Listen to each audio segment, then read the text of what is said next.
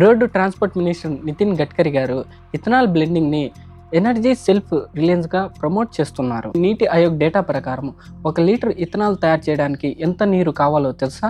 పంట సాగు నుండి ప్రాసెసింగ్ వరకు.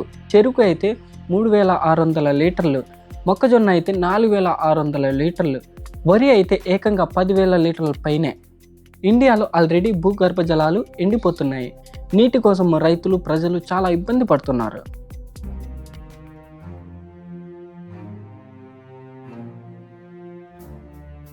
ఇది నిజంగా సస్టైనబుల్ ఎలా అవుతుంది అని అడిగితే దేశ అభివృద్ధిని అడ్డుకుంటున్న యాంటీ నేషనల్స్ అంట.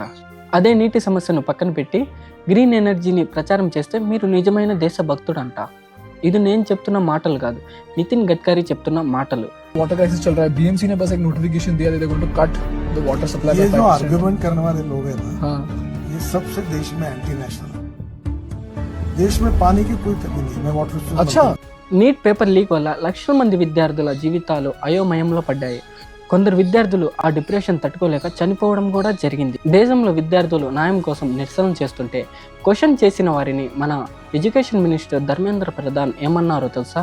వాళ్ళు కోక్రోచ్ జనతా పార్టీ అని, టెర్రరిస్ట్ బి టీమ్ గ్రూప్ అని ముద్ర వేశారు. कुछ दूर जंतर मंतर पर एक कॉकरोच जनता पार्टी आई है, वो भी अपना प्रदर्शन कर रही है इसी मुद्दे को लेकर के। उस बारे में आप क्या कहेंगे? ये तो दहशतगर्दों का बी टीम है, जिन लोगों को प्रजातंत्र ने सरे से अस्वीकार किया।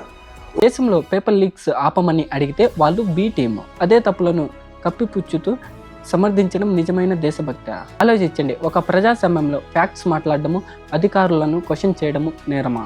ప్రశ్నలు అడగకుండా భజన చేయడమే దేశభక్తి అయితే ఇదేనా మనం కోరుకున్న న్యూ ఇండియా?